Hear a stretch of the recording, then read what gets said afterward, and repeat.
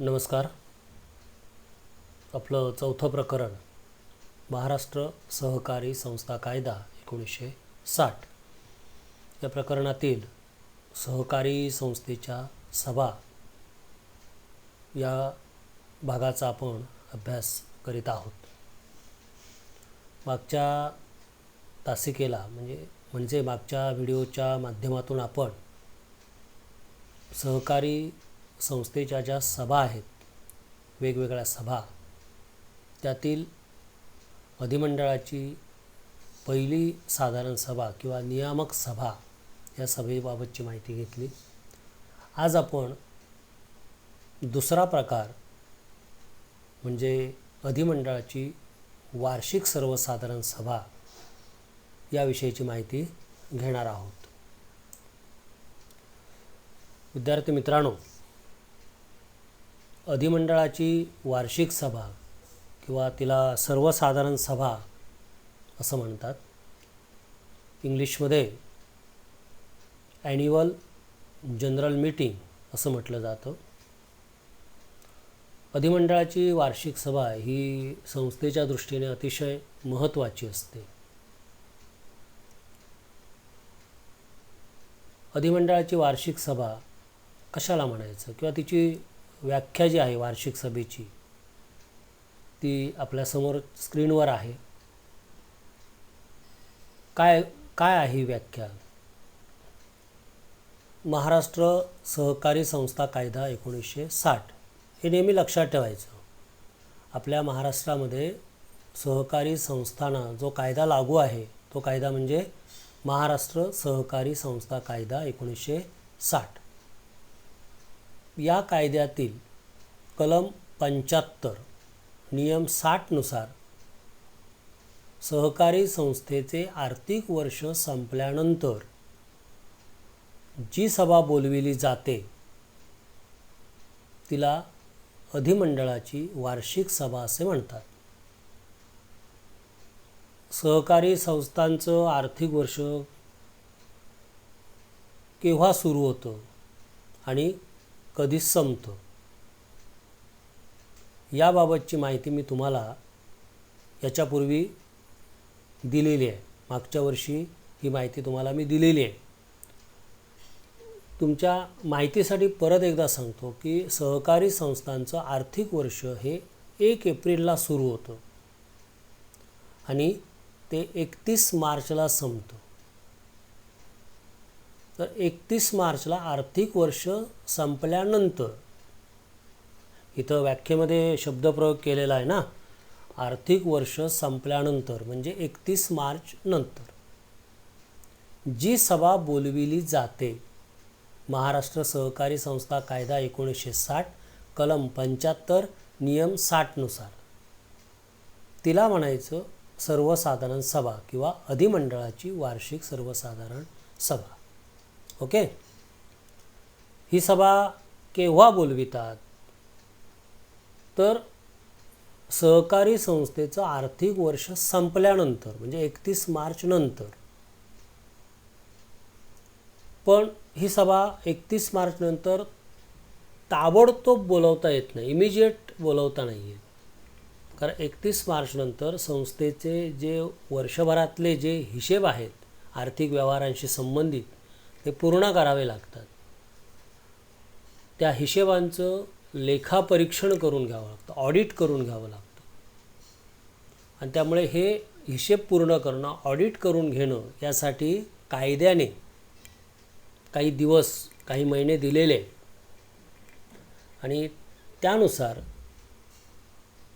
ही सभा म्हणजे त्यानुसार याचा अर्थ हिशेब अपडेट झाले, पूर्ण झाले, हिशेबपत्रकं तयार झाली, ऑडिट झालं की त्यानंतर ती सभा बोलवायची असते.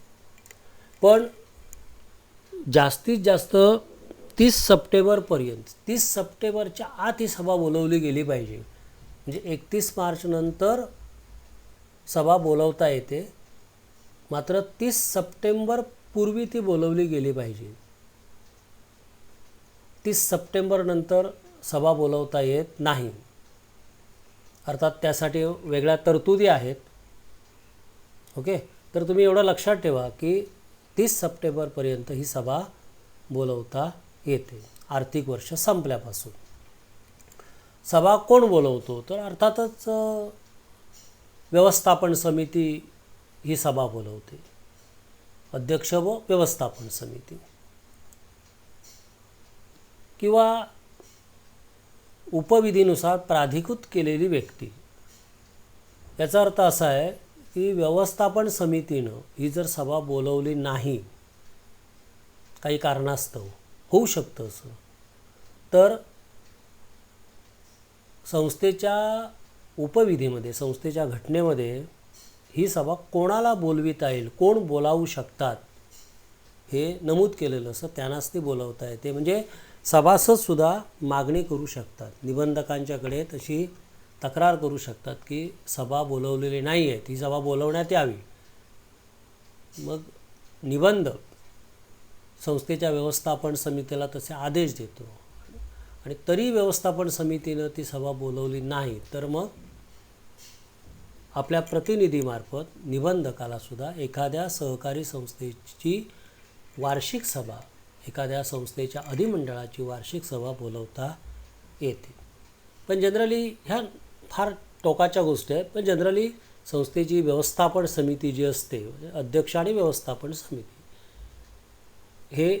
ही सभा बोलवत असतात. का बोलवतात किंवा ही सभा का बोलवली पाहिजे? तर तुम्हाला माहिती आहे, सहकारी संस्थेचे सभासद जे असतात हे संस्थेचे मालक असतात. त्यांनी आपल्या वतीने संस्थेचं कामकाज चालवण्यासाठी व्यवस्थापन समिती नियुक्त केलेली असते, निवडलेली असते. ह्या व्यवस्थापन समितीकडे संस्थेचा कारभार सोपवलेला असतो. व्यवस्थापन समितीवर जबाबदारी सोपविलेली असते. साहजिकच या व्यवस्थापन समितीला जे तिनं वर्षभर कामकाज केलेलं आहे त्या कामकाजाचं मूल्यमापन सभासदांच्याकडून व्हावं यासाठी अधिमंडळाची वार्षिक सभा बोलवलेली असते. मी काय म्हणालो बघा, व्यवस्थापन समितीनं जे वर्षभर काम केलं ते योग्य दिशेनं केलं आहे का, संस्थेच्या हिताचं होतं आहे का, किंवा त्यांच्या काही कामकाजामध्ये काही दोष असतील, काही चुका झालेल्या असतील, ते समजायला हवं ना व्यवस्थापन समितीला. यासाठी संस्थेचे मालक म्हणजे सभासद त्यांची सभा ही प्रत्येक वर्षी बोलवली जाते. मग या सभेमध्ये व्यवस्थापन समितीने केलेलं जे काम असतं, वर्षभरात केलेलं काम, त्याचं मूल्यमापन केलं जातं. ही वार्षिक सभा झाली की पुढच्या वर्षी परत त्या वर्षाचं मूल्यमापन करायला सभा बोलवली जाते. त्याच्यानंतर परत वार्षिक सभा होते. म्हणजे वार्षिक सभा ही प्रत्येक वर्षी होते. त्या वर्षाचं जे मूल्यमापन आहे व्यवस्थापन समितीच्या कामाचं, ते सभासदांनी करावं, सभासदांच्याकडून ते केलं जावं, ते व्हावं, यासाठी अधिमंडळाची वार्षिक सभा ही बोलवली जाते. तसंच संस्थेची ध्येय धोरणं, परिस्थितीनुसार ध्येय धोरणं बदलावी लागतात. संस्थेची ध्येय धोरणं ठरवण्याचा अधिकार हा सभासदांना असतो. त्यामुळे वार्षिक सभा बोलवावी लागते. कारण वार्षिक सभेशिवाय किंवा वार्षिक सभेव्यतिरिक्त संस्थेचे सभासद एकत्र येत नसतात. त्यामुळे वार्षिक सभा बोलवली की त्या सभेमध्ये व्यवस्थापन समितीच्या कामकाजाचं मूल्यमापनही होतं आणि नवीन कसं धोरण असावं संस्थेच्या हिताच्या दृष्टीने, सभासदांच्या हिताच्या दृष्टीने, ते ठरवलं जातं. आणि म्हणून ही अधिमंडळाची वार्षिक सभा ही प्रत्येक वर्षी बोलवावीच लागते, कायद्यानुसार बोलवावीच लागते. त्यामुळे ही अतिशय महत्त्वाची सभा असते संस्थेच्या दृष्टीने. तेव्हा आपण शेवटी असं लिहिलं आहे बघा, तुमच्या स्क्रीनवरती आहे, अधिमंडळाची वार्षिक सभा वर्षातून एकदाच बोलवली जाते आणि बोलवावीच लागते. एकदाच बोलवायची असते ती, म्हणून तिला नाव दिलं वार्षिक सभा. वर्ष संपल्यानंतर बोलवली जाणारी सभा व्यवस्थापन समितीच्या कामाचं मूल्यमापन करण्यासाठी. ओके, तर या वार्षिक सभेमध्ये कोणतं कामकाज चालतं ते आता आपण बघू. वार्षिक सभेतलं कामकाज असतं ना, हे साचेबंद स्वरूपाचं असतं. कुठल्याही संस्थेच्या वार्षिक सभेमध्ये आता जे स्क्रीनवर तुमच्या जी कामं दिसत आहेत ही कार्यक्रम पत्रिका आहे. सभेतील कामकाज म्हणजे काय? सभेपुढील विषय, सभेमध्ये कोणत्या विषयावरती चर्चा होणार आहे, कोणत्या विषयावर चर्चा करण्यासाठी सभा बोलवलेली आहे. बघा, आपण काल सभेची व्याख्या बघितली, तिथं म्हटलं ना की आधीच ठरलेल्या विषयांवरती चर्चा करण्यासाठी सभासद संस्थेचे एकत्र येतात, त्याला सभा म्हणतो. मग हे असे विषय, ही कार्यक्रम पत्रिका अशी तयार असते आणि या कार्यक्रम पत्रिकेनुसार चर्चा करण्यासाठी वार्षिक सभा ही बोलवली जाते. तर पहिला विषय असतो मागील सभेचे इतिवृत्त वाचून कायम करणे. म्हणजे मागच्या वर्षी जी सभा झालेली आहे, ही वार्षिक सभा जी आहे ना, त्याच्या मागच्या आधीची सभा, त्या सभेमध्ये काय काम झालं, कोणतं कामकाज झालं, त्या कामकाजाला इतिवृत्त म्हणायचं. ते लेखी नोंद असते. मी तुम्हाला इतिवृत्त म्हणजे काय ते सांगणार आहे मी. तर म्हणजे नंतर आपण हा भाग येणार आहे त्यावेळी सांगेन. तर ते इतिवृत्त या सभेमध्ये वाचलं जातं आणि कायम केलं जातं. दुसरा विषय असतो मागील वर्षाच्या हिशेबपत्रकांना मंजुरी देणे. म्हणजे मगाशी मी म्हटलं की 31 मार्चनंतर हिशेबपत्रकं तयार केली जातात. हिशेबपत्रकामध्ये आपल्या चालू वर्षाच्या अभ्यासक्रमातून हिशेबपत्रकं वगळलेली आहेत. पण माहितीसाठी सांगतो, ताळेबंद पत्रक, नफा तोटा पत्रक, काही संस्थांचं व्यापारी पत्रक असतं, तेरीस पत्रक, अशी हिशेबपत्रक. प्रामुख्यानं ताळेबंद आणि नफा तोटा पत्रक हे जनरली सगळ्या संस्थांचं असतं. व्यापारी पत्रक हे खरेदी विक्री संस्था, ग्राहक संस्था वगैरे यांचं असतं, जे मालाची खरेदी विक्री वगैरे करतात त्यांचं असतं ते. तर ही जी काय असतील हिशेबपत्रकं ती वार्षिक सभेमध्ये मंजुरीसाठी ठेवली जातात. मागील वर्षाच्या लेखापरीक्षण अहवालास व वार्षिक अहवालास मंजुरी देणे. म्हणजे जे वर्ष संपलेलं आहे, मगाशी म्हटलं ना, आर्थिक वर्ष संपल्यानंतर लेखापरीक्षण केलं जातं. तर म्हणजे अंकेक्षकाकडून हिशेब तपासून घेतले जातात. ते हिशेब जे अंकेक्षकानं तपासले त्याचा एक रिपोर्ट तयार करतो तो. आपल्याला पुढच्या प्रकरणामध्ये लेखापरीक्षण म्हणजे काय हे बघायचं आहे, आपण बघणार आहोत. त्यावेळी तुम्हाला लेखापरीक्षण अहवाल म्हणजे काय ते समजेल. तर जो लेखापरीक्षण अहवाल असतो तो या सभेमध्ये वाचला जातो. सभासदांना तो वाचून दाखवला जातो आणि तो मंजूर करून घेतला जातो या सभेमध्ये सभासदांच्याकडून. पुढील वर्षाच्या अंदाजपत्रकास मंजुरी देणे. पुढील वर्ष म्हणजे सभा ज्या वर्षी होते ते पुढील वर्ष म्हणजे चालू वर्ष.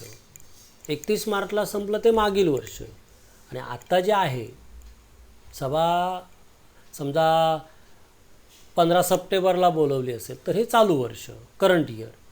या वर्षाचं जे अंदाजपत्रक आहे ते या सभेमध्ये मंजूर केलं जातं. अंदाजपत्रक म्हणजे काय? तर सहकारी संस्था कोणकोणत्या बाबीवर किती खर्च करणार आहे आणि हा खर्च करण्यासाठी कोणत्या बाबींच्या माध्यमातून किती पैसा मिळवणार आहे. म्हणजे खर्च आणि उत्पन्न संस्थेचं याबाबतचं जे स्टेटमेंट त्याला म्हणायचं अंदाजपत्रक. तर हे अंदाजपत्रक या सभेमध्ये मंजुरीसाठी ठेवलं जातं. संस्थेला जर नफा झाला असेल तर तो नफा सभासदांच्यामध्ये वाटावा लागतो ना, आणि मग तो वाटण्याचा जो दर आहे तो ठरवावा लागतो आणि जाहीर करावा लागतो. तो झालेला नफा जो असतो तो सभासदांच्यामध्ये वाटावा लागतो लाभांश रूपाने, डिव्हिडंडच्या रूपानं. पण मॅक्झिमम तो 15% इतकाच वाटता येतो. 15%पेक्षा अधिक वाटता येत नाही. मग तो 15% वाटायचा की त्याच्यापेक्षा कमी वाटायचा, 14%, 13%, 12%, ते या सभेमध्ये ठरवलं जातं सभासदांच्या सहमतीने. आणि तो जो काय दर सभासद ठरवतील लाभांश वाटपाचा दर तो या ठिकाणी जाहीर केला जातो. तसंच संस्थेचे हिशेब तपासण्यासाठी हिशेब तपासनीस नियुक्त करावा लागतो. अंतर्गत हिशेब तपासनीस. म्हणजे मोठी संस्था असेल तर त्याचं हिशेब तपासणीचे प्रकार वगैरे जे आहेत ते आपण पुढच्या प्रकरणात बघणार आहोत. हा जो अंतर्गत हिशेब तपासणीस असतो तो या सभेमध्ये नियुक्त केला जात असतो. आणि अध्यक्षाच्या परवानगीने आयत्या वेळी जे तिथं विषय येतील, काही विषय असे आयत्या वेळी येतात, तिथं सुचतात, सभासद सुचवतात. मग असे जे विषय असतील ते अध्यक्षाच्या परवानगीने चर्चेला घेता येतात. त्यामुळे शेवटी हा असा विषय लिहिला जातो, अध्यक्षाच्या परवानगीने येणाऱ्या आयत्या वेळीच्या विषयांवर चर्चा करणे. तर विद्यार्थी मित्रांनो, असं हे वार्षिक सभेचं कामकाज आहे ना, हे साचेबंद स्वरूपाचं असतं आणि हे काम प्रत्येक वर्षी हे म्हणजे ही जी सभा आहे ही प्रत्येक वर्षी आर्थिक वर्ष संपल्यानंतर बोलवावी लागते. त्यामुळे एक लक्षात ठेवायचं की अधिमंडळाची वार्षिक सभा ही प्रत्येक वर्षी बोलवावीच लागते, बोलवली जाते. वार्षिक सभा ही वर्षातून एकदा होतेच. पहिली सभा मागच्या व्हिडिओमध्ये आपण बघितलं आहे की पहिली सभा ही एकदाच होते, सुरुवातीला एकदाच होते, परत होत नाही ती कधीच. पण वार्षिक सभा तशी नाही, ही प्रत्येक वर्षी ही घेतली जात असते. तर हा वार्षिक सभेबाबतचा जो व्हिडिओ आहे तो तुम्ही ऐका. पुस्तकामध्ये हा भाग दिलेला आहे, तो वाचा, म्हणजे तुम्हाला वार्षिक सभा म्हणजे काय हे समजून येईल. परीक्षेच्या दृष्टीने हा भाग महत्त्वाचा आहे. अधिक माहिती आपण वर्गामध्ये ज्यावेळी कॉलेज सुरू होईल त्यावेळी आपण घेऊ. धन्यवाद.